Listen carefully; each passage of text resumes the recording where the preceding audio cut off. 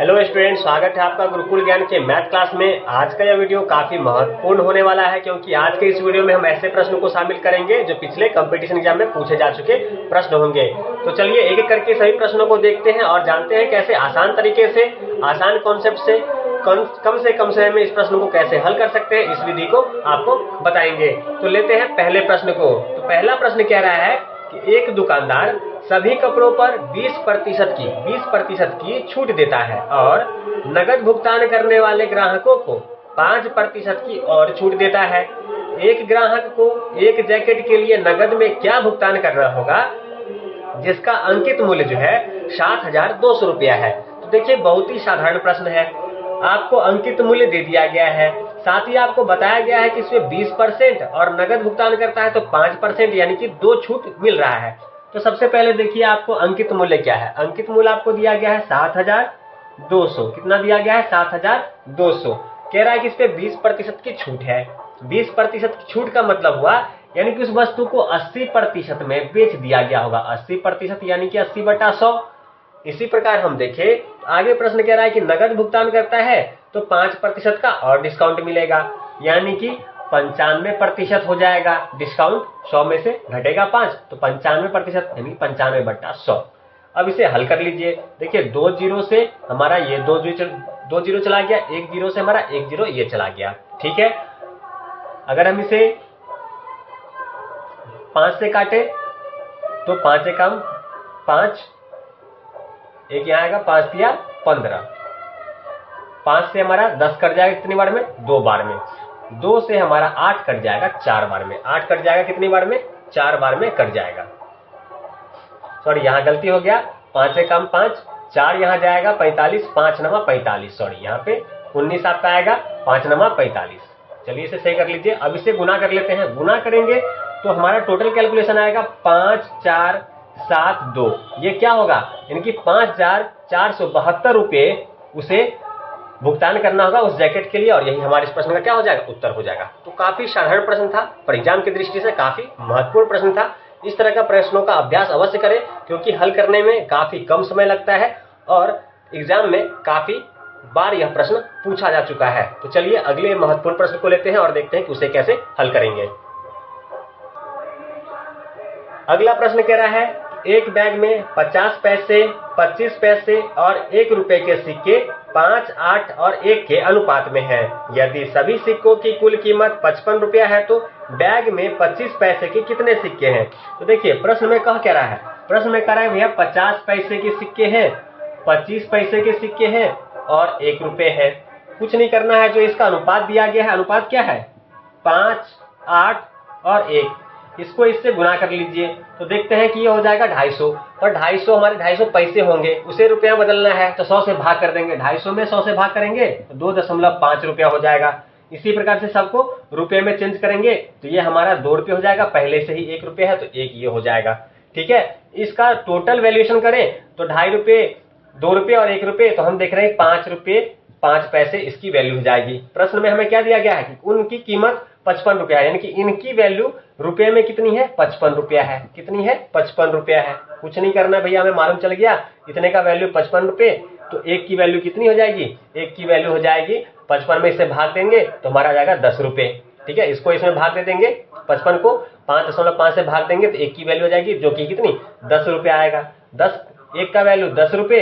तो हमसे पूछ रहा है प्रश्न में कि 25 पैसे के कितने सिक्के हैं, तो 25 का वैल्यू कितना है? 25 का वैल्यू 8 है। तो 8 का वैल्यू निकालेंगे। 8 का वैल्यू जब निकालेंगे तो 8 गुने 1 का वैल्यू अगर 10 है तो 8 का वैल्यू कितना हो जाएगा? 8 गुने 10 यानी कि 80 रुपये।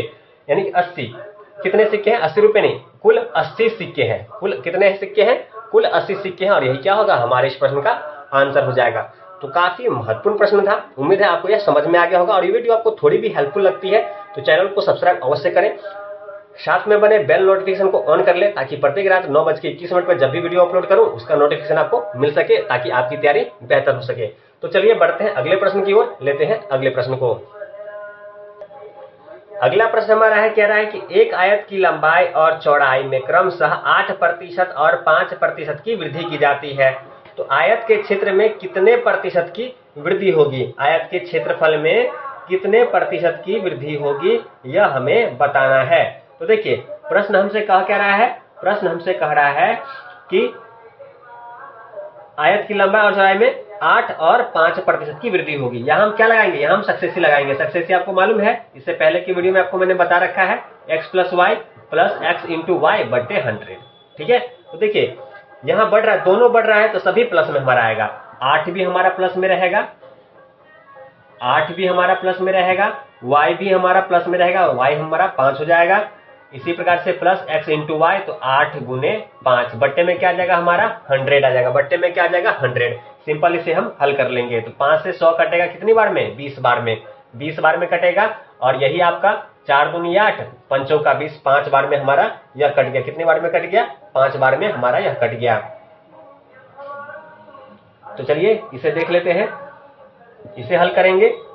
8 5 कितने जाएंगे 13, 13 और 2 15, 15/5 कितना हो जाएगा,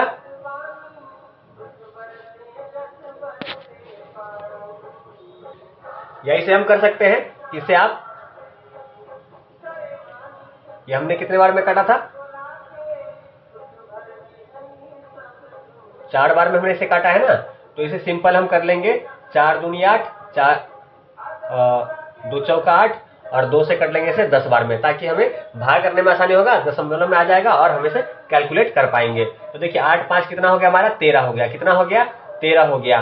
और 10 से 4 में भागा देंगे तो 0.4 आ जाएगा। 13 और 0.4 को जोड़ेंगे तो क्या आ जाएगा हमारा 13.4, और यही 13.4% क्या होगा, वृद्धि होगा। और यही क्या हो जाएगा, हमारे इस प्रश्न का आंसर हो जाएगा। यही क्या हो जाएगा, हमारे इस प्रश्न का आंसर हो जाएगा। तो चलिए एक और महत्वपूर्ण प्रश्न लेते हैं और उसे हल करते हैं। अगला प्रश्न हमारा है, एक बल्ला 750 रुपए में खरीदा जाता है और 8% की हानि पर बेचा जाता है। इसका विक्रय मूल्य क्या होगा, इसका विक्रय मूल्य क्या होगा। बहुत ही सरल प्रश्न है। प्रश्न में हमें दिया क्या गया, 750 रुपए में खरीदा जाता है। 750 में खरीदा गया, चलिए लिख लेते हैं भैया, 750 में खरीदा गया और इसे 8% की हानि पर बेचा गया।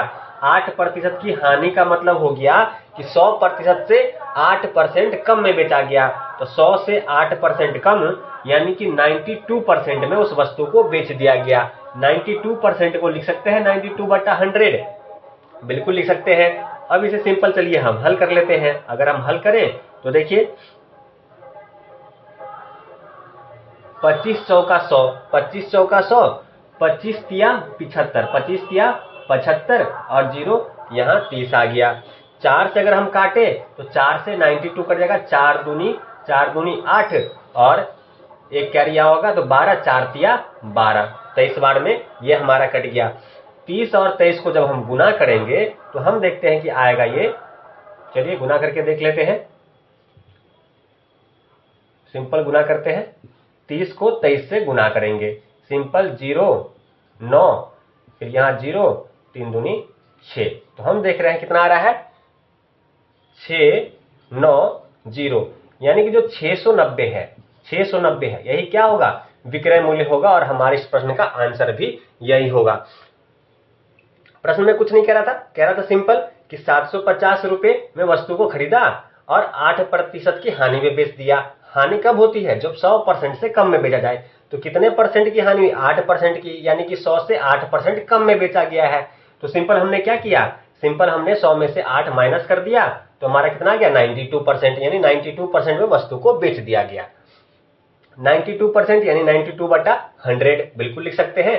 और इसे हमने हल कर लिया। हल करने के बाद इधर हमारा 23 आया, जब गुना किया हमने तो 690, 690 क्या हो गया, इस प्रश्न का विक्रय मूल्य हो गया। और यही क्या हो गया, इस प्रश्न का आंसर हो गया। तो उम्मीद है यह वीडियो आपके लिए काफी लाभदायक सिद्ध होगा। आपने आज की इस वीडियो से बहुत कुछ सीखा होगा। तो ऐसे महत्वपूर्ण प्रश्नों के साथ हम मिलते हैं अगले वीडियो में। तब तक वीडियो देखने के लिए आपका धन्यवाद।